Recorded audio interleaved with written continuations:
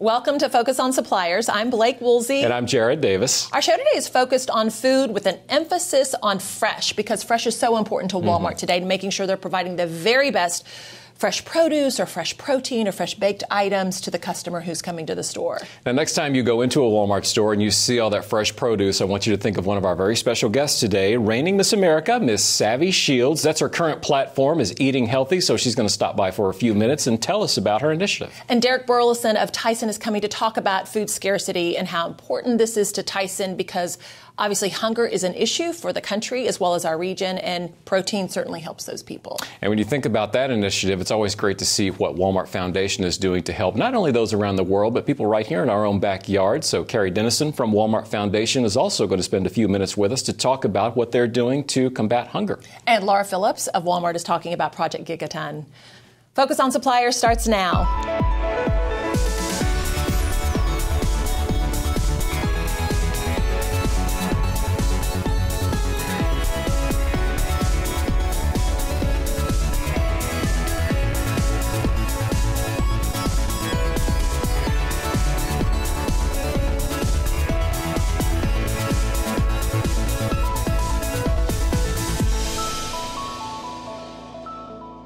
Focus on Suppliers, brought to you by 8th and Walton, where suppliers learn fast and grow, and sponsored in part by Saatchi & Saatchi X, Case Stack, Excel Displays and Packaging, Mitchell Communications Group, and other outstanding companies.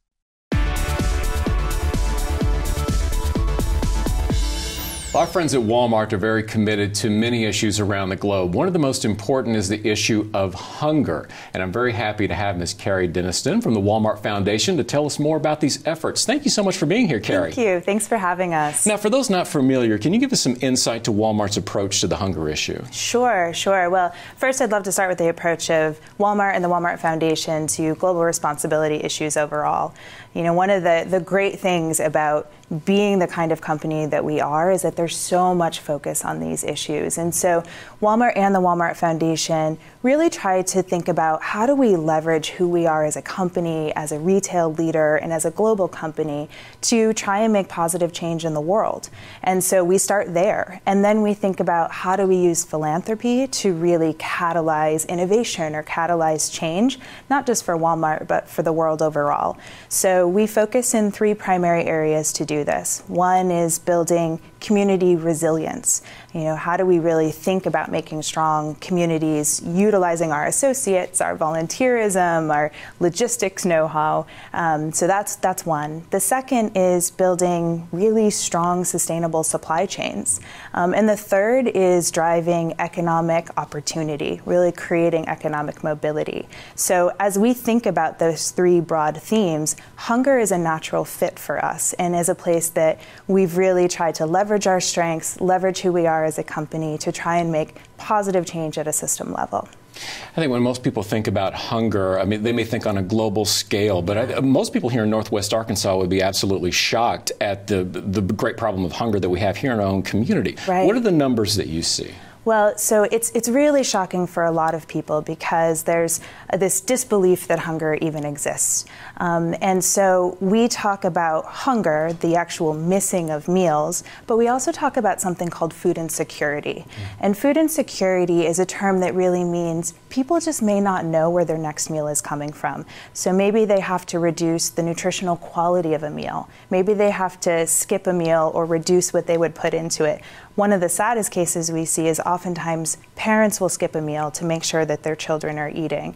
And that issue of food insecurity, that exists all across the United States. The USDA actually estimates that over 42 million people are food insecure in the US, and that includes 13 million children. So that's a significant number of people, but it's not just something that happens somewhere else. There's actually families who are food insecure in every county in the United States. And I understand we have a campaign going on right now? We do. So the campaign, it kicked off on April 17th and runs through May 15th. And we are working working with half a dozen suppliers and with our customers and with our national partner Feeding America, as well as local food banks, to try and get as many people to help. So there's 3 things we need people to do. The first is to go and purchase participating products, buy a product, and you donate a meal. Second is they can donate at register. And the third is you can go online and use the hashtag #FightHunger in a public post on Twitter, Instagram, Snapchat, whatever your favorite social media is, and that will help provide meals to Feeding America and local food banks. Karrie, thank you so much for your time today. Thanks so much.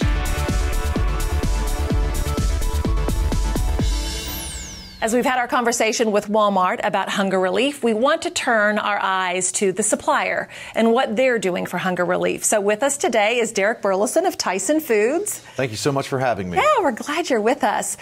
So when I think of Tyson, I think of hunger relief. I mean, y'all are a protein provider. What better way to help people? Yeah, absolutely. It makes sense, right?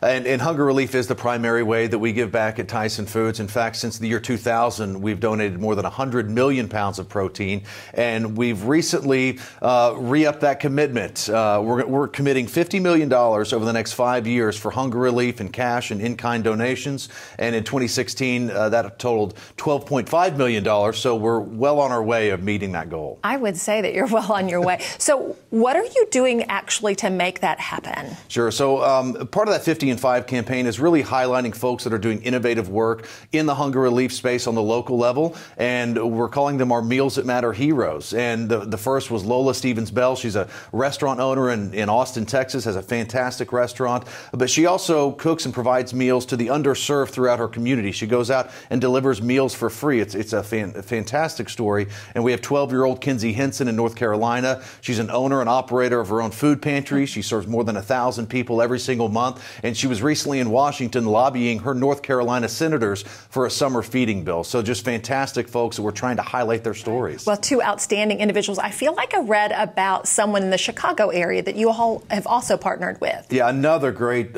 story. Courtney White. She founded Culinary Care. She lost her father to cancer a few years ago and really saw the importance of how much good meals can help those patients as they're going through treatment. So she's established a network of volunteers and restaurants that go out and deliver meals to patients receiving outpatient care there in Chicago. And she's a fantastic young lady. They're all 3 great, and we're always on the hunt for more hunger heroes. That's so awesome, and the way in which y'all are looking at that, because it's a very diverse way about thinking about providing relief to people who need food. Absolutely. There's a lot of different ways that you can meet that need. And these 3 women are perfect examples of that it may not just be a donation. It may not just be opening your doors to a pantry. You can really tackle that issue in a variety of ways. So what else are you all doing?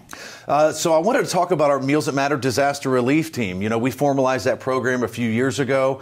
And really the centerpiece is a 53-foot custom trailer. The front end of it, we can handle about 20,000 pounds of frozen product. We've got bunk space, office space, and then plenty of room for all our supplies, grills, tents, tarps, cooking utensils, cleaning supplies, so we can arrive on a disaster, set up, and start feeding those first responders and those volunteers and most importantly, the victims, just really at a moment's notice. And people don't necessarily think disaster relief and hunger relief are in sync with one another, but it's very much that case. Yeah, absolutely. When you meet these people in Moore, Oklahoma, or Joplin, the tornado there, or flooding in Baton Rouge, they've got so much going on that the last thing that they need to deal with is where's that next meal going to come from. So if we can take something off their plate by putting something on it, then we think we've certainly accomplished our goal.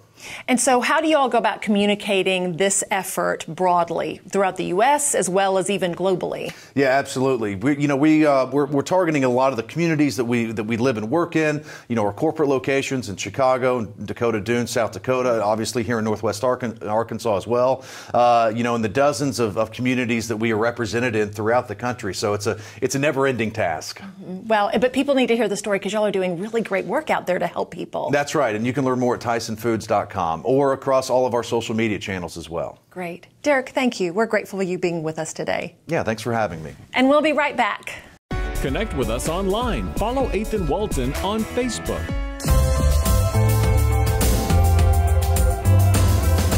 Trends are good for consumers, especially a current food trend. As the public's culinary knowledge grows, a demand is being created for better quality food options. Consumers are becoming more aware of where their food comes from, the ingredients being used to make it, and they're open to trying unique offerings. This mindset has sparked the farm-to-table category, and this growth is leading to competition, which means more affordable options. The bottom line here is that as consumer health awareness rises, this category will continue to grow. But does that mean you should close shop if you're not making handmade or artisanal products? Not at all. The facts still are that people are constrained by time and convenience, and smart brands are seeing this as a huge opportunity. By shifting to healthier ingredients, they're able to evolve into including truly healthy options consumers are looking for while increasing their bottom line. But here's the hook. Whitewashing won't work in the long run. It has to be a truly better experience. And if you do that for your shoppers, they'll do right by you.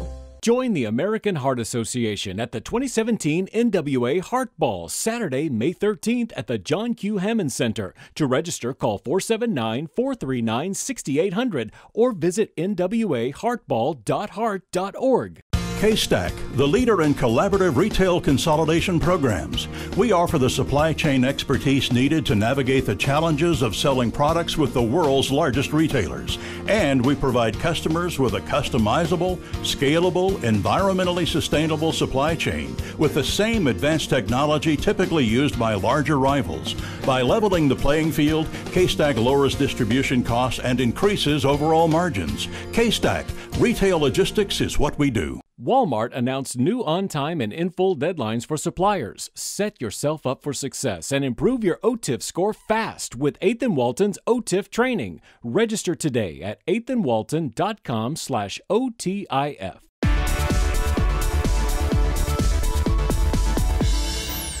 Everything we've been discussing on today's show goes back to those healthy choices for your customers. And our next guest has made that part of her national platform. We're very fortunate to welcome our current Miss America, Miss Savvy Shields. So great to have you here, Miss Savvy Shields. It's good to be here. Thank you for having me. I love it that this is part of your platform, eating healthy, living healthy. Tell us, why is this so important to you? I think because I have a personal connection to it. I grew up in a really healthy home where our desserts were strawberries. And then when I went to, college and kind of forgot how to take care of myself, I realized the connection between what I was eating and how I was feeling. It was affecting my quality of life immensely. I had a loss of concentration, fatigued, mental and emotional stress, and it was really affecting my quality of life. And so it was then that I decided to take charge of my health and recognize the connection between what I was eating and how I was feeling. So hopefully, as Miss America, I can do that. And whether that's living by example or it's teaching people tangible ways on how to eat healthy and why we eat healthy, then I'm doing my job right.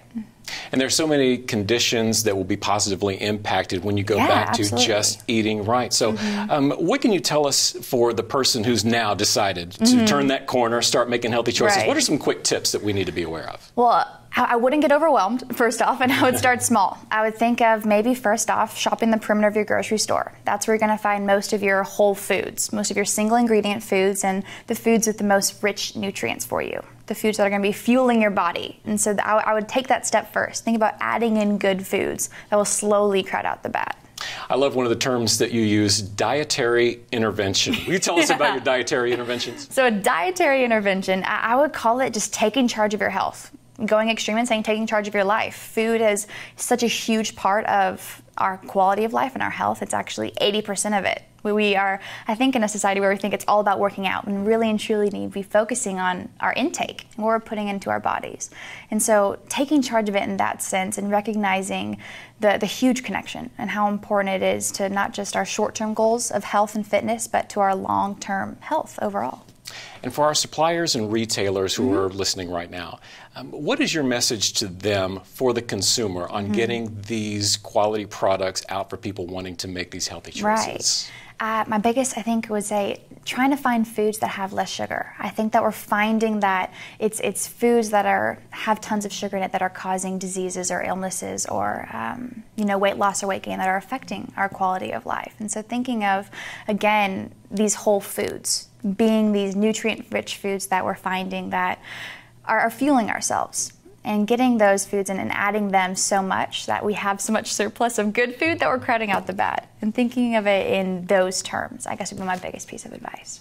And not to get too far off the subject, but when it comes to making right choices, I understand the Miss America organization now has a partnership with EcoTools. Exactly. Tell us about EcoTools. Well, I can tell you a lot. So I actually have been using this brand since I was 13 years old, as soon as I first started putting on makeup. And so they're very near and dear to my heart, I can tell you that. And as Miss America, it's so nice because I'm on the road all the time. So I can easily find them wherever I need. If I'm in a rush or if I need a certain brush, I'll be good to go no matter what.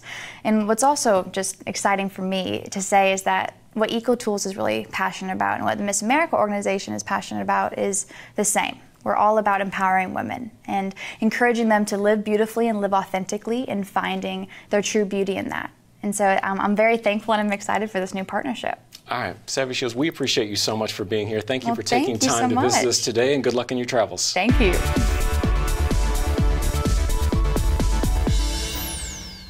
Two of the biggest trends driving the food category now are organic and fresh. And because these two ideas are so essential to connecting with shopping moms, we have Nova Sayers from NSF International here to help us separate the marketing from the science. Great to have you here, Nova. Thank you, Jared. I want to ask you about Walmart's initiative of adding more fresh foods and their sustainability practices. What do you think is really behind all this? I think there's two primary drivers, and the first is operational risks, but the second is really interesting, and that's consumer values and preferences. Consumers today have more information about food than ever before, and we're viewing our food more holistically, and we're connecting fresh foods with health and sustainability. So we're looking for brands and retailers that can help us find these types of products easily and authentically, and this is shifting the market. We've seen the conventional market staying flat since about 2011, whereas the natural and organic market has been growing between 10 and 12% a year. With such a growth in demand, what can the supplier do to satisfy their customers and tap into this demand? There's two ways to tap into this demand, I would say. And the first is understand what these claims mean and then go about putting in place practices that allow you to make the claims authentically. When it comes to fresh, that's not so much a claim as categories of foods. Those are the perishable items at the perimeter of the store. And that's what brings us into stores more often, and we tend to spend more. So retailers want to stock those fresh foods. Natural, on the other hand, is a claim that's used, but it's a risky claim. It's understood to mean a product that's minimally processed with no artificial ingredients, no colors, but it's not fully regulated by the FDA yet, so it's risky to use it. Certified organic, on the other hand, is a very reliable claim, and it's backed up by a system of auditing and certification. And that, I believe, is what has driven the 12 to 14% growth that we've seen in that market. Now, for a product to carry a certified organic claim, it needs to be produced all the way from the farm through processing without the use of conventional pesticides, chemicals, GMOs, and other banned practices. And it needs to contain a minimum of 95% certified organic ingredients. As you're talking about the claims, I know one that some suppliers used is responsible sourcing. What does it mean for a product to be responsibly sourced? Bringing a product to market today involves global supply networks, and each of those nodes in the network has impacts on the environment, like carbon emissions, water use, chemical use, worker welfare, etc. So companies need to trace where they're getting their ingredients from all the way back to the farm and change their sourcing practices to help suppliers reduce those impacts. And the companies that do this well and communicate that on packaging become allies with those consumers who want to find healthy and sustainable products. All right, Nova, thank you so much for your time today. Great information. Thanks for having me. And we'll be right back. Take your career to the next level with our accounting, invoicing, and deductions class. What if you created a town today? What would that town stand for? What matters and what would stand out? And where would you find this new town? Bentonville, Arkansas. Visit Bentonville, a new American town. Are you a single parent with dreams of earning a degree or professional certification? Single Parent Scholarship Fund of Northwest Arkansas empowers families in Carroll, Madison, and Washington counties to become financially independent. A better, brighter future can be yours. Apply today at singleparentscholarshipfundnwa.org. Join the American Heart Association at the 2017 NWA Heart Ball, Saturday, May 13th at the John Q. Hammond Center. To register, call 479-439-6800 or visit nwaheartball.org. fall.heart.org. Walmart announced new on-time and in-full deadlines for suppliers. Set yourself up for success and improve your OTIF score fast with 8th and Walton's OTIF training. Register today at 8thandwalton.com/OTIF.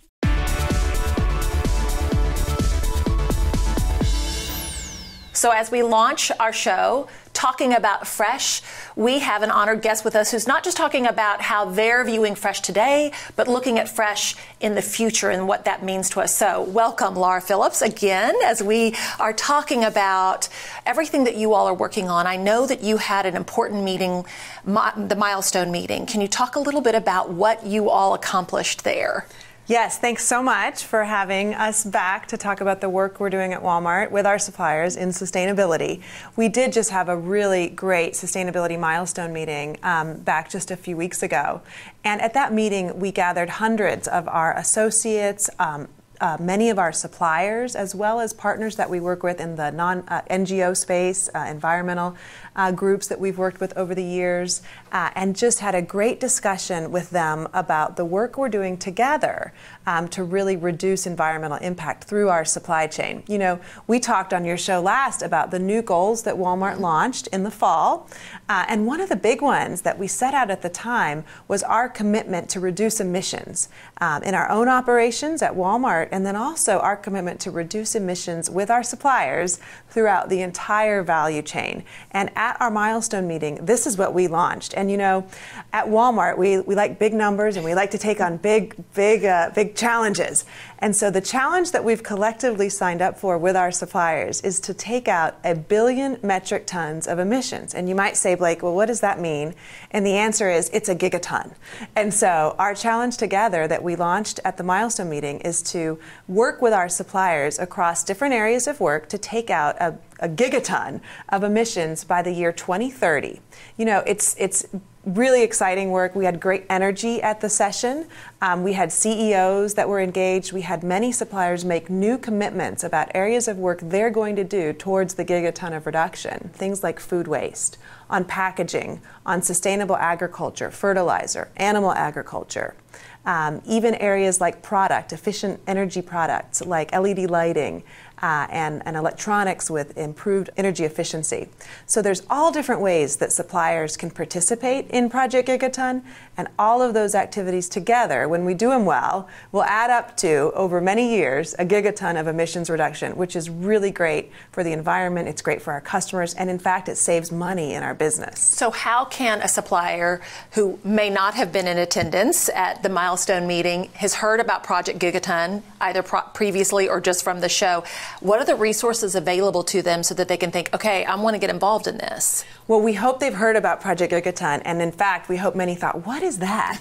And that they wanted to learn more. So we have launched a new supplier engagement platform online, and it's our Walmart Sustainability Hub.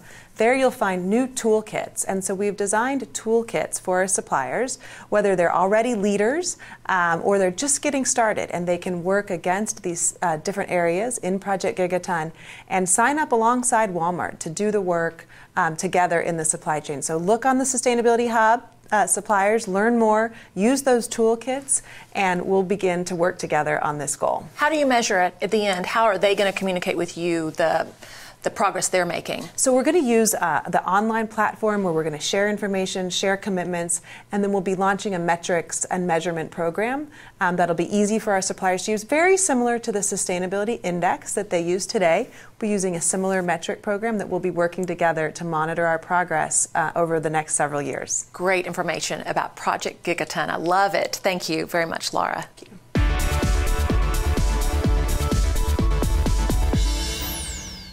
Walmart has been making the game very interesting lately with some acquisitions online, and here to talk about their playing in the digital space is Laura Kennedy from Kantar Retail. Great to have you here, Laura. Great to be here. I'm interested in all this online purchasing that Walmart's been doing lately. From your perspective, How does this affect our supplier community? Yeah, I mean, I think it's easy to get lost in sort of the splashiness of it all. But the key to look at is that all the way back to the acquisition of Jet and effectively the acquisition of Mark Lowry to lead e-commerce, Walmart has shown that it realizes it needs to have kind of a shakeup of its digital strategy. And with Mark Lowry, they brought in someone who is a merchant and knows how to sell online. And so when you look at all of the different retailers that they have acquired since then, some of whom were sort of darlings of the internet world themselves, they have acquired capabilities in categories, but they've also acquired capabilities in selling online and thinking about how to use digital in different ways. So suppliers should think about how they're going to resource against all of these new touch points and all of these new banners and kind of new ways of thinking, and whether they have the people and the data and all that sort of thing to back that up. Every week in the headlines, I love watching this online chess match between Walmart and Amazon. It's absolutely fascinating how they're playing in each other's space. Is Amazon's online grocery really that big a threat to Walmart? Yeah, I mean, I think that's a really astute point to look at that specifically, because there are a lot of areas that Walmart and Amazon compete and that I think a lot of us could see Amazon, quote unquote, winning on. But Walmart makes half of its revenues from groceries, and if you add in other consumables, you get to about 2/3. So that's an area that Walmart already wins and that I think has the capacity to continue to win. When you look at things like online grocery pickup, that's a key area where suppliers can look to align, because Walmart has 4,000 stores that sell all that grocery. And so if you're a supplier and you want to partner with Walmart as it grows and help it win in this kind of new environment, then online grocery and thinking about how to sell consumables and capitalize on that expertise that Walmart has established already with shoppers, then I think getting into those areas and being proactive will be really important. Now, kind of getting away from the online grocery, where do you see online services having a play in the future? I think that services in general are really going to be a major piece of the whole retail and consumer spending pie. We see them growing as a proportion of shoppers' wallets. And when it comes to online, you see Walmart integrating things like pharmacy, online grocery pickup. Those are going to be key areas where shoppers are going to look to help them create loyalty with retailers and drive trips to those retailers. So we're going to continue to see a lot of increased efforts towards that from retailers, I think. Very interesting. Laura, thank you so much for your time today. Sure.